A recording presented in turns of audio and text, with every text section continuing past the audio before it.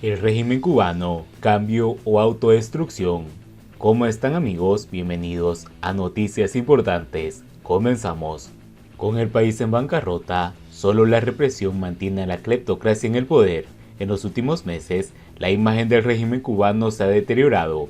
El impacto de factores adversos, tanto internos como externos, han acelerado un proceso de autodestrucción del sistema que comenzó el 25 de noviembre de 2016 con la muerte del dictador Fidel Castro.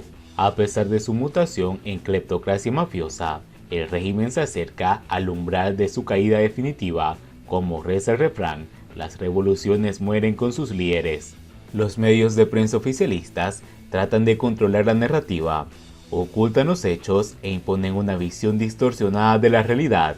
El arribo de más de 107.000 cubanos a Estados Unidos desde la llegada de Joe Biden a la Casa Blanca, 78.752 en los últimos 6 meses, los desmienten. Esta migración masiva ha costado como mínimo $1.000 millones a los migrantes y sus familias.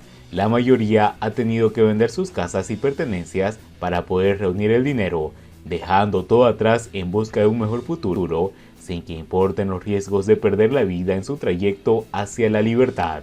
La percepción del cubano de que es imposible tener un proyecto de vida en el país es un hecho. Todo el mundo quiere irse. Niños, jóvenes, adultos y ancianos están en riesgo. Todos sufren las carencias y los límites del sistema. Fundar una familia es casi imposible para los jóvenes. Y para los no tan jóvenes, sobrevivir es una agonía, una lucha diaria que lleva al límite.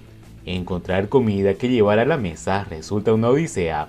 Los salarios apenas alcanzan para una semana siendo ahorrativos y la inflación devora cualquier capital en un par de almuerzos. Mientras tanto, para la dictadura, el último salvavidas es la política del terror. Mientras esta realidad se profundiza, el régimen acude al terror. El aplastamiento de las manifestaciones espontáneas del pasado 11 de julio en más de 50 ciudades del país, a golpe de brutales palizas, torturas, actos de repudio, detenciones forzosas, encarcelamientos, juicios sumarios, largas condenas de cárcel y exilio forzoso, leyes mordazas y multas impagables, mostró al mundo lo que verdaderamente es el régimen cubano, un sistema de terror que no tolera la libertad de expresión ni respeta los derechos del pueblo. Paralelamente, el gobierno miente descaradamente. Según su narrativa, los manifestantes eran delincuentes que cometieron actos vandálicos, la policía no actuó con violencia y los juicios se han celebrado con todas las garantías procesales. El hecho de esta realidad ha derivado en una emigración que en cualquier momento supera el número del éxodo de Mariel en 1980. Mientras tanto, Cuba se encuentra en una bancarrota total. Los 9 sectores que más ingresos aportan a la economía tuvieron pérdidas acumuladas en los últimos 4 años, valoradas en más de 29.000 millones.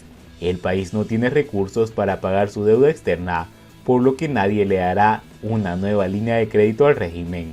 Si la economía nacional apenas ingresó $5.184 millones en 2021, ¿cómo es posible que haya invertido más de 4 millones en la construcción de los nuevos hoteles? ¿De dónde salieron los recursos para realizar esa voluminosa inversión sin líneas de crédito y una deuda externa galopante? Obviamente, de esto se desprende que la cleptocracia tiene ingresos de fuentes ilícitas. En relación con Venezuela, Nicaragua y Bolivia, radica el eje del cual se nutren estas fuentes ilícitas. Si ponemos en perspectiva la economía cubana en el periodo 2013-2021, todo indica que el país va cuesta abajo de forma galopante, lo cual explica protestas pacíficas y masivas de julio de 2021 en todo el país, pidiendo libertad y un cambio de gobierno. Más allá del impacto de la pandemia en la economía, el verdadero mal radica en la obsolencia del propio régimen cubano y su incapacidad de reformarse. El periodo 2013-2021 mostró que de nada valió el deshielo con Estados Unidos, la condonación de la deuda del Club de París ni la de sus aliados políticos.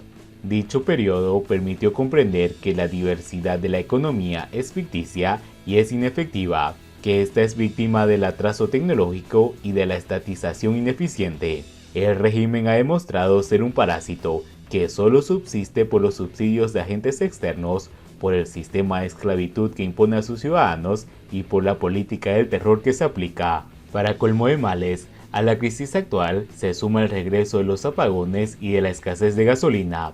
Y es que el régimen de Maduro se le hace cada vez más difícil mantener el suministro de petróleo. Venezuela ha recortado drásticamente los envíos de combustible a Cuba de casi 44.000 barriles por día en 2020 a 21.000 en 2021 y 22.000 en el primer trimestre de este año. Sin embargo, aunque los datos sobre las importaciones demuestran lo contrario, la narrativa del régimen niega la escasez de combustible. En el caso de los apagones, decenas de cubanos han reportado interrupciones del servicio eléctrico en los últimos días.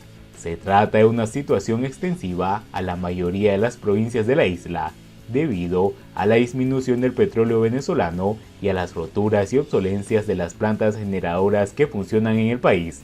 Hay que recordar que los apagones fueron uno de los detonantes del estallido social de julio de 2021. Mientras esto sucede, el PCC y la Unión de Jóvenes Comunistas, UJC, se desinflan sin remedio. La apatía y el rechazo de los jóvenes a ingresar a las filas del PCC son evidentes y masivas. Incluso el rechazo de los militantes de la UJC a ingresar al PCC evidencian una de las grietas más profundas del régimen en estos momentos. El desgaste político e ideológico lo hace cada vez más vulnerable. Es fácil comprender que los jóvenes perciben al PCC no como un partido político, sino como un aparato paramilitar represivo, administrativo y de absurda propaganda política e ideológica, cuya misión es mantener un férreo control de la sociedad, meter miedo, adoctrinar y asfixiar las libertades individuales. Los jóvenes son conscientes de que si ingresan en el PCC, se convertirán en antenas repetidoras, en autómatas obligados a cumplir a rajatablas las órdenes de arriba, por muy absurdas y descabelladas que sean. Saben que tendrán muchísimo menos libertad que la muy escasa que tienen ahora. Es muy fácil para los jóvenes cubanos darse cuenta de cómo es el gobierno y cómo manipula los hechos y trata de adoctrinar a los ciudadanos. La mayoría de ellos están conectados virtualmente con el mundo a través de Internet. Pueden buscar información y retroalimentarse. El acceso a la información que les permite el Internet les sirve de escudo para no dejarse engañar por los reclutadores del PCC y la UJC.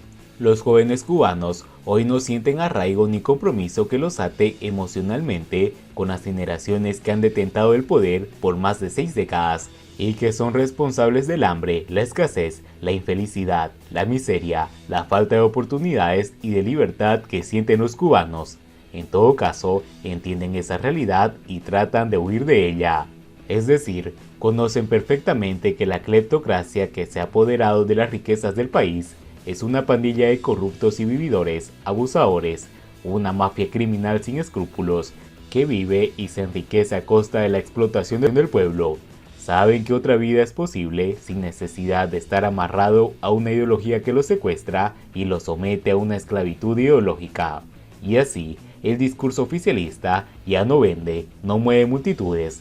Recientemente, en la Isla de la Juventud, la primera secretaria del PCC, Zunilda García, expresó que los 67 jóvenes que integran las filas de la UJC, solo 5 se mostraron dispuestos a ingresar en el partido. La situación del país es una bancarrota total, es extremadamente difícil y los apoyos de gobiernos son muy escasos. El poder se sostiene por el control de las fuerzas represivas. La política de terror que traza el régimen es su única garantía para permanecer en el poder. La población está cansada de los abusos y limitaciones, de la escasez de alimentos, medicamentos y de las restricciones políticas y la falta de libertad. Por otra parte, no existe nadie que vaya al rescate de esta dictadura. Venezuela está quebrada y ya no puede sostener su nivel de apoyo. Rusia no va a proporcionar un rescate financiero, China tampoco. De hecho, el gigante asiático se ha abstenido de invertir en la isla por muchos años y de la implementación de la nueva ley de inversiones. Por el contrario, el gigante asiático ha preferido invertir millones en infraestructura en el resto de América Latina, donde los mercados son más confiables y el retorno del capital invertido es más seguro. Y bien amigos, así vamos terminando las noticias importantes del día de hoy. Por favor, nos ayudarían mucho compartiendo las noticias y así poder informar a muchas más personas de la verdadera realidad en Cuba. Ayúdennos compartiendo en los grupos, con los amigos, con todas las personas que puedan. Patria y vida, mis hermanos.